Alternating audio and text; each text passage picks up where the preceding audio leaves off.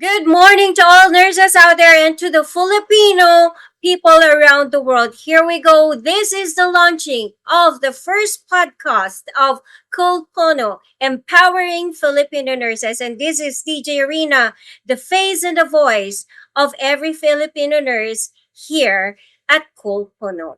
And today we are going to talk about opportunities and at the same time the challenges that our beloved nurses are facing in the realm of hospital setting. And we got our beautiful guests continuing to inspire and give hope to those people in the hospital, giving their commitment services and at the same time their skills and talents, despite the fact that what they are now is something that we can call challenging. Together with me here at Kolpuno, Empowering Filipino Nurses podcast, Doctora, our very beautiful Doctora, Annalyn Salivio, man, a Consuelo Gomez Award Excellence, Silver Awardee, first Arna President recognized, two terms President, Philippine Nurses Association PNR or PNA NCR, a Toastmaster member, former President of Operating Room Nurses Association, Public Operation Officer in 2019, Philippine Nurses Association Leadership Institute, and more. Who will be talking to us about the challenges in the realm of healthcare here in the Philippines and will be giving us tips as to how we could live the life good and in the right footing as we start our career in the healthcare industry as nurses. Good morning, Doc, and welcome to Call Puno, the voices of Filipino nurses, wherein we are going to talk about the beautiful life and the challenging on the other side of every nurse here in the country. So let me start with the question na, kumusta kayo?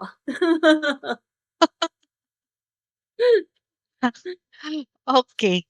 Kamusta din po kayo? Naku, napakaganda. And this is so much beautiful to start. Help in the realm of career of every nurses in abroad and here in the Philippines. And sabi nga nila, when we started, ang hirap mag-start ng wala kang light at the end of the tunnel. So now, we are having this kind of assistance, check and balance, kumbaga, kung saan tayo papunta. The discussion about the realm of every nurse's life here in the Philippines. Doc, let me start with when people see nurses, no? Inside hospitals, talagang alam natin na they are supposed to be doing their job. What do you Yeah. think is something that we have to fully understand about the reality of the profession? All right. Thank you for that question. Actually, being a nurse, hindi lang po kasi kami sabihin na we're just only following doctor's order, right? That is Hmm. number one. Now, we cannot say it.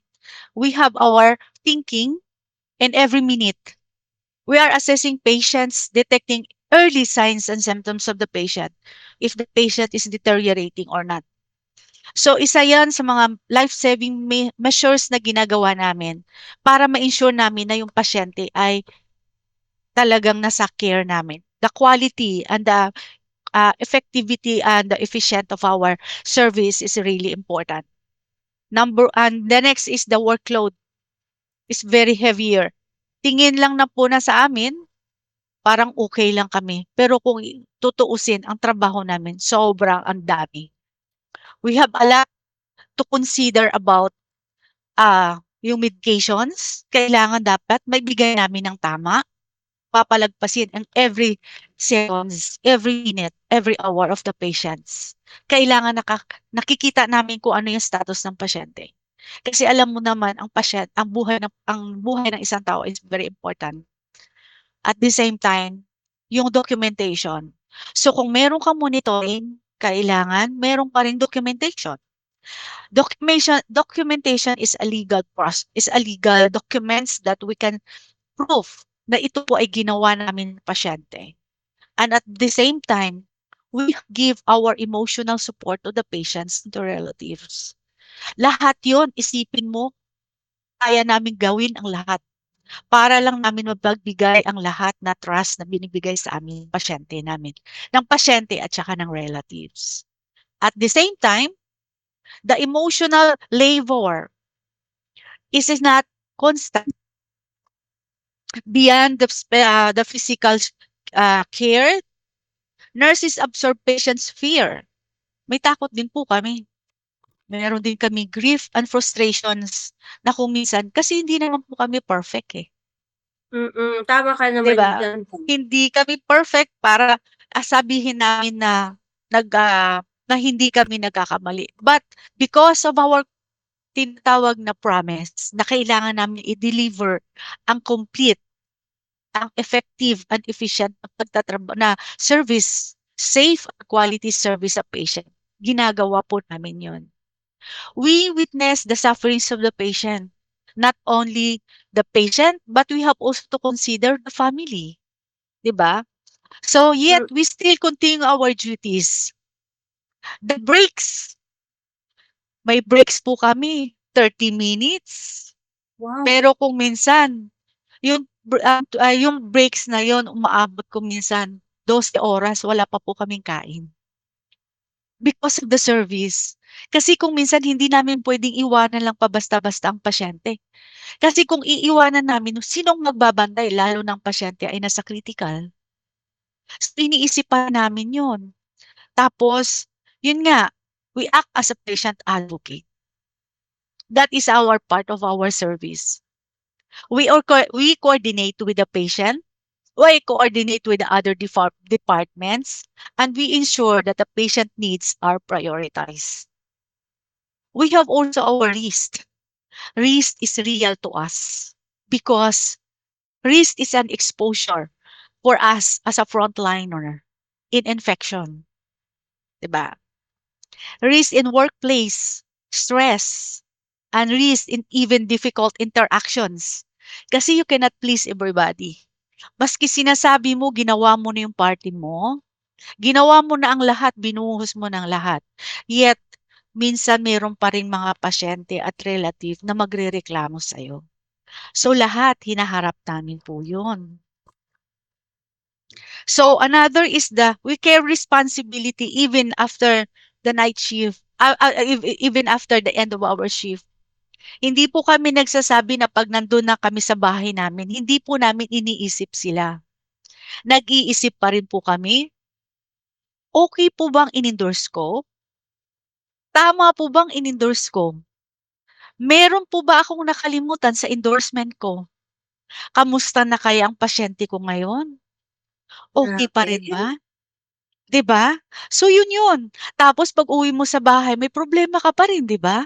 Hindi mo naman sinasabi na pagdating mo sa bahay wala ka ng problema. So dalawa po yun, may iniisip ka sa bahay mo, meron ka pa rin mas iniisip sa trabaho mo. At hindi mo puwede po talagang sabihin na nasa bahay ka, ay close mo na yung trabaho mo. Iwanan mo na yung trabaho mo. Pagdating mo sa bahay mo, okay dapat bahay naman, hindi po. Because our service is really extension 'yan ng aming trabaho na kailangan namin isipin ang compassion namin sa pasyente namin. Yun po yun. And then, in short, what many don'ts that we have to understand is our job is just only not simply as a nurse. We really balance the nurse, the science, the skills, the endurance, and the deep compassion, which often perform under the pressure and with limited resources. Kasi kung minsan, ang resources, okay lang 'pag private, pero kung minsan sa government, limited. So gustuhin mo muna extend ang trabaho ang gawin mo para sa pasyente, pero kung ang resources kulang din, So, kung minsan nahahamper yung quality service. So, yun po yun, ma'am. Naku, talagang very noble ano. Tinitingnan lang namin yung mga nurses diyan sa hospital. Ayan, nagmamadali. They take good care of us because I was once a patient also and I have seen how much, alam mo yung 24/7 sila nandyan to take good care. And then I get to talk to a lot of medical nag-a-assist definitely. And they really have this compassion. They really have that commitment. And thank you, Doc, for justifying that the job of every nurse in the hospitals are not really that okay magbibigay ng medicine, magbi-BP, magtitimbang, hindi lang Oo. pala. And from your Yes. personal experience, Doc, what are the biggest challenges basically that every nurse faces in the arena of hospital setting? Actually, I consider the top 3 siguro sa akin, ang mga challenges ay number 1, staffing shortages. Hmm.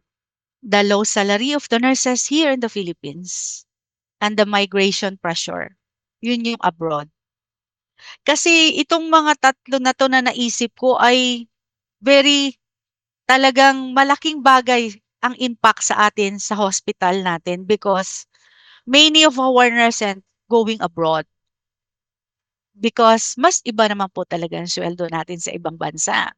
Hmm. Mahirap po natin maanohan 'yan, ma labanan kasi yun, eh, mataas. Pero hindi na ba kayang mapag-isipan ng ating gobyerno para mapagbigyan yung tinatawag na salary increase? I think baka naman, eh, hindi naman po siguro hinihingi yung kataasan ng suweldo, pero yung tama lang na makakabuhay ng isang nurse dito sa Pilipinas. Hindi man Paano natin ba dapat matuparan. lumaban, Doc, diyaan sa aspeto na yan? Because teachers are very active of fighting for their rights of salary increase and other privileges. Ano ba yung sektor na kailangan lumaban at mag-raise ng ganyang concern para sa ating mga mahal na nurses dito sa Pilipinas? Actually sa naririnig ko latest is na nabigay na daw po sa Kongreso, tapos yun sa Senado, yung aming proposal na salary increase para sa gobyerno at saka sa private. Kasi ang government employee, ang government nurses na ngayon, nakakatanggap na sila ng medyo kataas-taasan na po in compare sa mga private. So, ang Hmm. proposal ngayon ng Philippine Nurses Association with the PR BON, the Philippine Board of Nursing, headed by our chair, Bon Pakis, is yung push na taasan ang sweldo ng nurses para sa private hospitals. But Hmm. hoping na sana po ay matuloy-tuloy po 'yun kasi malaking bagay na po 'yun na makasagot po maski man lang sa pamasahe at saka sa mga tinatawag natin essentials ng mga nurses na pangangailangan nila sa araw-araw. At least makakatulong po 'yun. Naku, tama ka diyan, Doc. Lalong-lalo na ngayon sa panahong ito, it is a really Mm. crucial that increases to our employees not only to all the nurses but also across all the board ano ng mga manggagawa dito sa Pilipinas.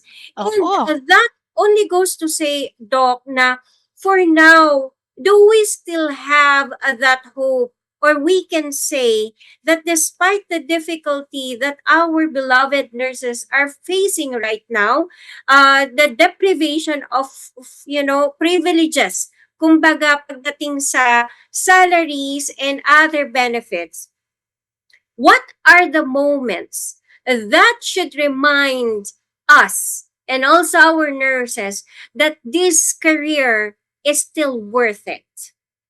I think one of the reason why it reminds me why I took nursing is that seeing a patient recover and walk out of the hospital. Masaya na kami because we are nga, sabi ko kanina, is we are patient advocate. It validates our true purposes being a nurse. Isa pang bagay na maliit lang na bagay na mas maliit lang na dapat namin i-consider, pagpasalamat ng pasyente, ang Wow. pagpasalamat ng relative.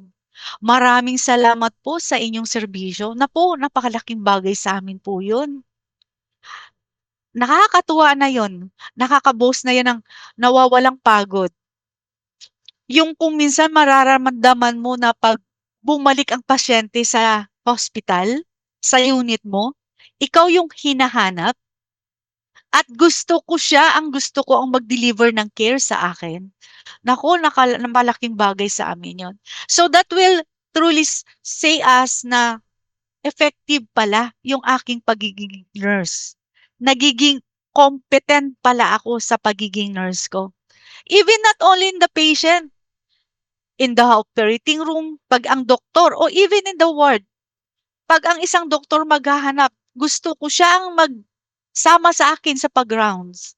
Napaka-ano 'yun, laking, karangalan 'yun sa pagiging nurse. So, I am encouraging everybody, nurses, let us be competent and efficient sa trabaho po natin. Let's be dedicated. Kung ano man ang naging promise natin sa buhay natin, sa pagiging nurse natin, bigay natin 'yun. At ang isa pa na sasabihin ko sa lahat is, wag po nating itago ang ating mga ideas at mga expertise na i-share natin sa lahat. Dahil marami pong mga bagong mga nurses na kailangan natin sila i-nurture. Na kailangan natin sila guide. Dito sa mga luma na mga nurses, i-share nyo yung mga expertise nyo. I-share nyo yung mga ideas nyo. Kasi tayo na mga luma, paalis na tayo eh. So sila na yung maiiwan. So kung sila ay naituro sa kanila, na mentor sa kanila, yung tama na pagtrabaho, na ito po yung gagawin ninyo, ito yung dapat magiging compassion kayo, hindi lang dapat sa sinasabi, pera lang. We have also our compassion to patient sa mga walang kakayahan na magbayad. We need also to serve them level pareho, like equal. Mayaman at mahirap dapat equal lang. So yun po yun ang mga dapat nating isipin bilang isang nurse. Grabe, no? Across all emotional, mental, the quality of service, and all of the, ano, no, lahat ng aspeto doon sa inaalagaan natin at sa career natin bilang nurse.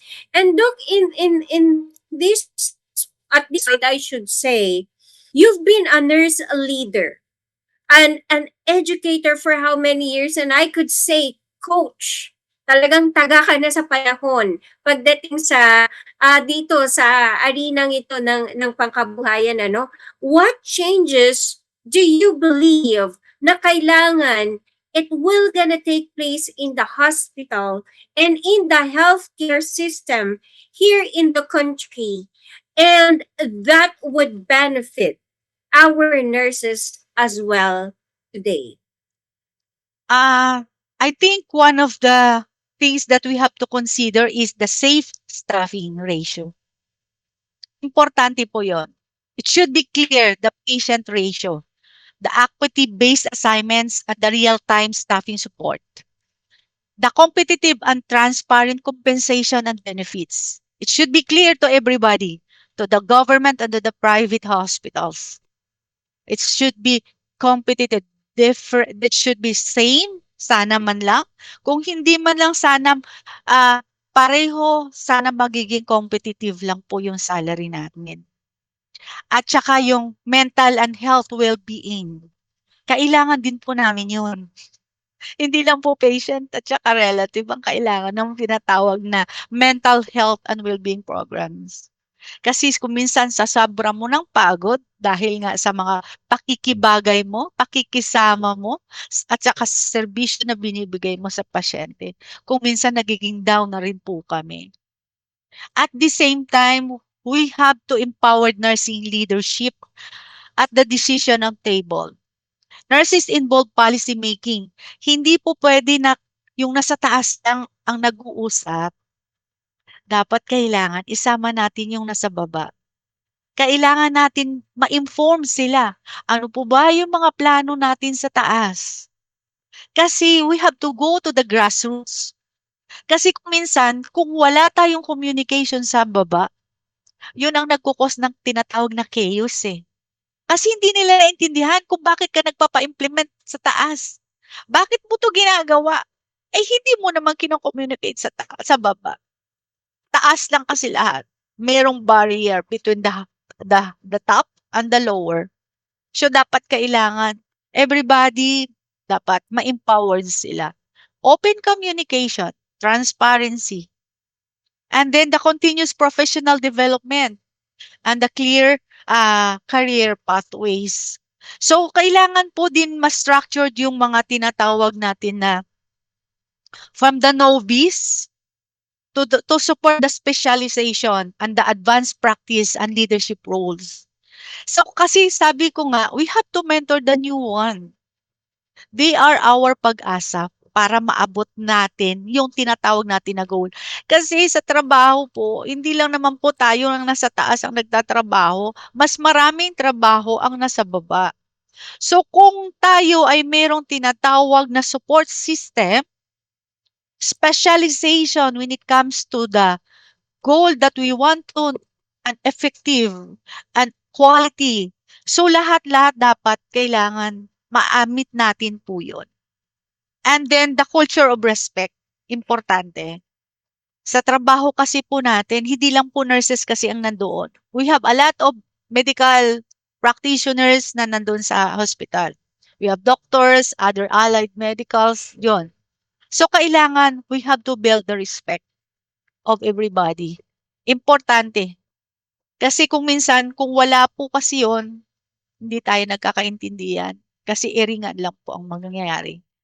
So at the core of our discussion, hindi lang sa resilience ang kailangan ng nurse. Kailangan namin yung sistema ng pagsuporta sa amin. Kapag nag-invest ang hospital sa nurses, sa patient care, at saka sa safety, lahat yun magdadala ng kagandahan, representasyon ng isang organization na maganda pala ang serbisyo sa hospital na yon. Yun po yun. Parang pag ikaw nagsasalita, Doc, it's really promising. Alam mo Oh, yung parang when every time I hear you say things, it feels like I really wanted to be a nurse. But wow. given, yes, parang nakaka-inspire. But given, Doc, how did you start being a nurse? Kumabig lang tayo ng bahagya, no? How did you start? Kumbaga, we look back as to how did Doc Annalyn Sa Livio. Salivio man as a newbie? How did you start? Sa akin bilang isang nurse kasi, okay lang na mahihirapan ka eh. That's normal. Sa umpisa, mahirap talagang pagiging nurse. Pero hindi ibig sabihin na pag nahirapan ka, hindi ka na para sa ganitong posisyon ng pagiging nurse. Parte yan sa growth mo, ang mga Mm. challenges. Hindi mo yan kailangan malaman na expect mo na pag naging nurse ka na, ma-employed ka na sa hospital ay lahat alam mo. Siguro naman in other aspect ganun din eh. Other course ganun din eh. Hindi lahat makuha mo sa isang click lang, 'di ba? Walang nurse na naging expert sa isang araw lang, sa isang gabi lang. Natutunan 'yan habang ikaw ay tuloy-tuloy na nagsiserbisyo. Kung may mali man, din matuto ka sa pagkakamali and then move forward. Hindi kailangan maging perfect kasi we are not perfect. But we have to consider that tayo ay isang kurso na nagbibigay ng buhay sa pasyente na dapat kailangan bigyan sila ng safe at saka quality na pag-aalaga. Ang mas capable pa ay yung kaysa iniisip mo, yung concern mo, yung desire mo na gumaling ang isang pasyente. Hindi straight ang progress. May days na confident ka, pero may days na parang wala ka namang alam. Kasi siyempre 'di ba, may time din na kung minsan marami kang iniisip, eh, and that is normal. Hindi mo naman kailangan kayanin ng mag-isa ang lahat. Kailangan teamwork 'yan. Ngayon kung hindi mo alam, magtanong ka. Huwag kang mahiyang magtanong. Humingi ka ng tulong. Lean to your team. Walang nurse na successful para sa na solo lamang. Lahat Mm-mm. 'yun kasama ang katabi mo sa trabaho. At higit sa lahat, hindi ka hindi nagde-define ang worst days mo kung hindi ka nagpapatuloy sa pagbangon at pagpasok araw-araw. Naku, Kasi tama yan po. dapat lang lumaban ka. Darating din ang araw na masasabi na ma-expect mo, mapapasalamatan ka rin ng client mo, ng pasyente mo, ng relative mo na, "Ang galing mo pala, Miss Dean." 'Yun lang. Kasi lahat 'yun, maraming challenges na dapat mo isipin, pero kung ang iniisip mo ay magsilbi sa kapwa mo, lahat 'yun ay mararating mo. Basta patience lang at lumaban ka. Thank Naku, you. napakagandang ano niyan, Doc. Mamaya, Doc, sa susunod na segment, tayo ay magkakaroon ng usapan tungkol sa mga aspiring nurses, ano yung maibibigay mong mga payo and all of the challenges, how do they overcome? As of now, we will have a short break and we will continue after a couple of discussion. And again, thank you so much, Doc Annalyn Salivio. We will Ayan, get back welcome. and see you later. Good morning to all nurses out there and to the Filipino people around the world. Here we go. This is the launching of the first podcast of Cold Pono, empowering Filipino nurses. And this is DJ Arena, the face and the voice of every Filipino nurse here at Cold Pono. Good morning, Doctora. Again, this is Hi, Miss Rina. Rina. Good morning. Good morning, my fellow colleagues nurses. Mabuhay po ang lahat. Yes, at may babatiin ka ba, doktora, sa mga kumare mo and at the same time to your old colleagues in the hospitals? I think lahat naman po, I just want to greet everybody kasi parang few days lang po na ano namin previous days o weeks, nagkaroon po kami ng celebration International Nurses Week. So happy and International Nurses Week sa lahat. And then, stay tuned po kayo kasi sana magustuhan niyo po itong aming pag-uusapan ni Miss Rina. Yun po. Thank you.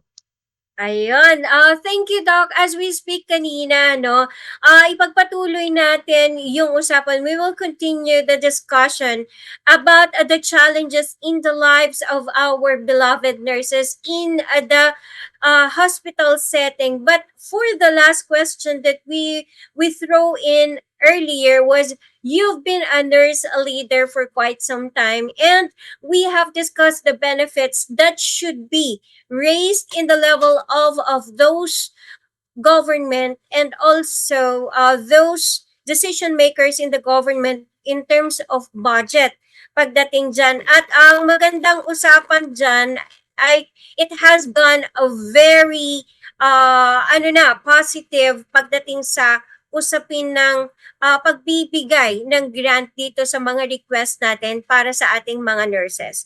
And to note Mhm. that, Doktora, for the aspiring nurses or nurses currently, kasi marami, naguguluhan sila.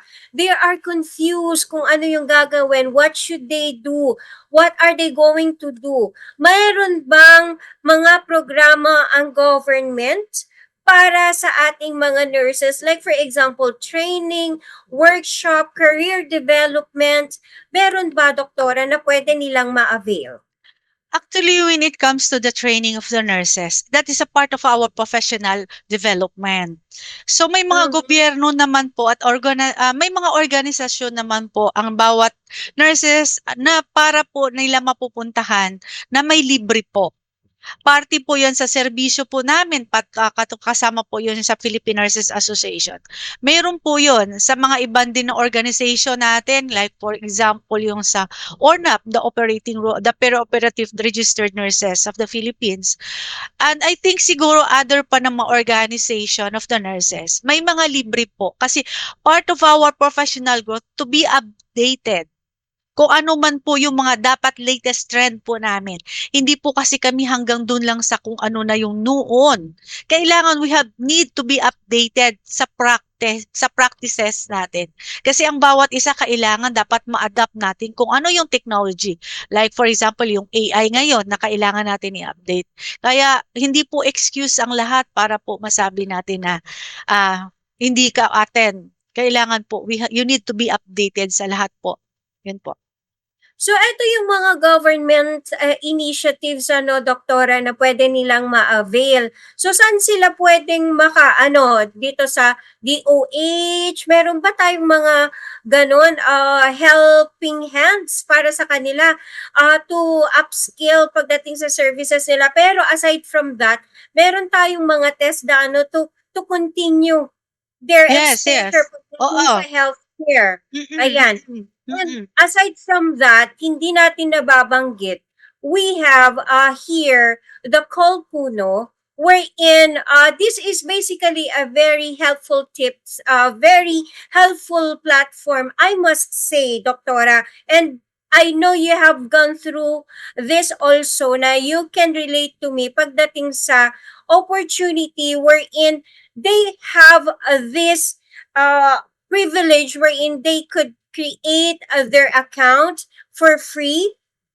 They could Yes. also identify kung ano yung path na pwede nilang i-take based on their personality, based on their character, because in Kolpuno, it's basically a platform. Sabi nga nila, it's so difficult for a person to start blinded.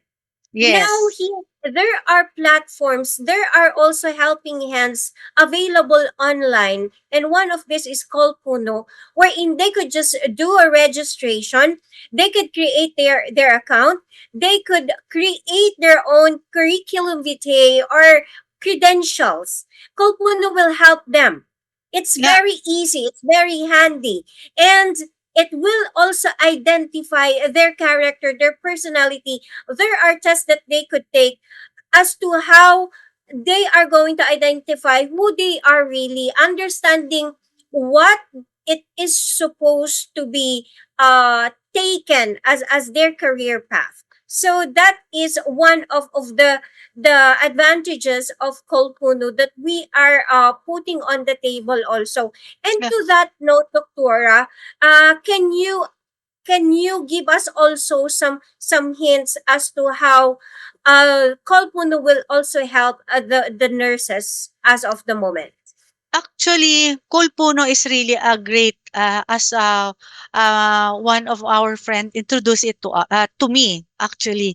So kasi nung wala pa kasi yun, nakikita po kasi natin na yung ang other organization kasi parang ang institution kung minsan naghahanap, hindi natin alam kung yung ba yung institution na yun ay gusto nilang makita kung paano nila mahanap yung isang quality nurse. So Kulpuno will help to identify and to meet the requirements of such institutions. Kulpuno is the one that can give a platform to be qualified to such organization kung ano yung gusto nila. Kasi may mga questions kasi ang Kulpuno na nakikita mo na what are their achievements? Ano bang gusto mo sa pagiging nurse? Ang quality na gusto mo sa pagiging nurse sa institution mo. So, Kulpuno will help you, will guide you. And then, yun din yung magbibigay sa'yo ng comfort at saka satisfaction bilang isang organization or institution para masabi mo na nag-hire ako ng isang quality at saka efficient na nurse. So, yun yun. Yeah. Absolutely. And thank you so much, Doktora. No? Kasi as of the moment, alam natin na we have started sa career natin. I'm 15 years in my career. And we can say na lahat tayo nag-umpisa as blinded. Lahat tayo nag-umpisa into something na where am I going? What do I want to do out of this life? What will I do? And how will I start? Those are basically the questions that we ask once we go to a career and once we are done in our college days Ah, and nobody guided us. yes. This is Oo. basically where Kolpone is coming in, Yeah, wherein they could just create their account. It's counts. free, it Yes. comes in a handy, Oo. and what is good about it is that there are also opportunities wherein they could also look at the brighter side of things in terms of opportunity, wherein they will just have to try. The Yes. first thing that we want them to do is to give a try and Yes. explore the platform so that they will be able to appreciate. And aside from that, is build the trust, Yeah. and the rest will gonna be history. Give me a history. Yes. Doctora, for that, can you give us tips how our nurses could live their lives to the fullest despite all the challenges that they are going through right now in their career? Yeah. Actually, as we highlight the importance of strengthening the Philippine government support of nurses, bilang isang frontliners, nurses are yung nagtatakbo sa mga healthcare system natin araw-araw. We are the one, really. Kasi kami nga yung nasa unahan palagi, providing the care, the compassion, at saka yung stability ng pinaka-critical na moments ng isang pasyente. So pero dito, kasabay ng nandyan pa rin ang mga challenges namin pagdating sa heavy workload, 'di ba? Challenges ng aming understaffing na hindi na kami kumakain at saka yung mga limited na resources namin na kung gusto man namin na ito ang ibibigay namin sa pasyente kasi alam namin na makakatulong ito at makakadetect sa mga gusto naming sagutin ng tama para sa pasyente. Yun ang kulang sa amin. Ang platform ng Kumulpuno, yun ang makakatulong para sa pagbigay ng conversation na possible. Yung magmimit sa tinatawag mong gusto mong hanapin sa isang pagiging nurse na may quality at may tinatawag na competent. Bringing together nurses, educators, and leaders ay para mag-share ng isang experience and push to a meaningful change sa profession. So sa mga nurses, absolutely service every day. Thank you. Kahit mahirap, tuloy pa rin ang serbisyo natin at ang pagiging dedicated natin sa ating mga pasyente. Siguro sa Kulpuno, thank you for being a strong voice for collaboration and nursing advancement. And to all nurses, keep going, stay strong, and continue serving with excellence, compassion, and purpose. Yun siguro ang pinakamagandang tip ko sa inyong lahat ng mga nurses. And to the challenges, Doctora, that they are going through right now, what can you say to them as an encouragement? I think the challenges ay kailangan lang talaga natin harapin ang lahat with strong determination. Kasi I believe challenges are always there. Hindi mawawala yan. Araw-araw, iba-iba ang problema na hinaharap ng mga nurses. But with your strong determination na kaya mo siya, with strong determination to understand the feeling of a patient na siya ay nagbigay sa iyo ng trust, na ikaw ang magbibigay sa kanya ng buhay, ng tinatawag na bumalik ang kanyang normal, yun lahat ay galing sa iyo. Yun po. Nakakatuwa. Naku, maraming salamat, Doktora, sa lahat ng inspirasyon, mensahe to all our nurses out there in the hospitals. We appreciate you. We raise our hands of appreciation and love to all of you.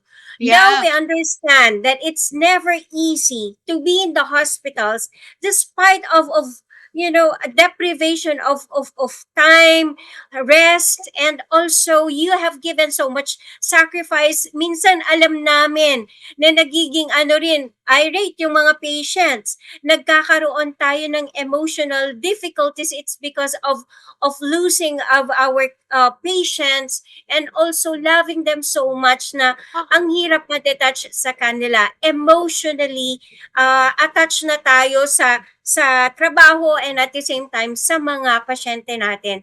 And it's never easy. And the truth, again, is being told today that in every life of our nurses in all hospitals, there lies pain, there lies challenge, there lies a sacrifice that we need also to consider. Yes. Again, we would like to thank you, Doctora Annalyn Salivio, for the message of hope for our nurses, and we would like to thank Colpuno for opening doors of assistance, help, light, and guidance, empowering our nurses to have a brighter tomorrow. And to that, this is DJ Arena. We have talked about the real stories of the Filipino nurses here in the Philippines. And this is Call Puno, Empowering Filipino Nurses, where honest conversation about challenges, struggles, and wins of every Filipino nurse. Real stories that catches the lives, giving emphasis to what they are giving to us and what they are extending beyond self. And the real insights, practical tips that they could enjoy so that they will have a glimpse of light every day in their career, in their sacrifices as nurses. And this is Kolpuno, a supportive space where nurses be uplifted and their growth will be given significance. And that today, ladies and gentlemen, please watch us and support us in our social media accounts. We are available basically Wow. here, one of Voices, a podcast by and for Filipino nurses here and abroad. Catch us here in YouTube. Full stream yan. And Spotify, we also have our snippets and also quick reels and full coverage of this conversation with Dr. Annalyn at Facebook, Instagram, and TikTok. And catch more videos of us next week and the upcoming week. And here you go, support Colpuno, empowering Filipino nurses here and abroad. Bye for now. This is DJ Arena. Thank you for your support. Bye for now and have a great day. Thank you. Thank you, Doctora. Thank you. Thank you. Thank you. Thank you.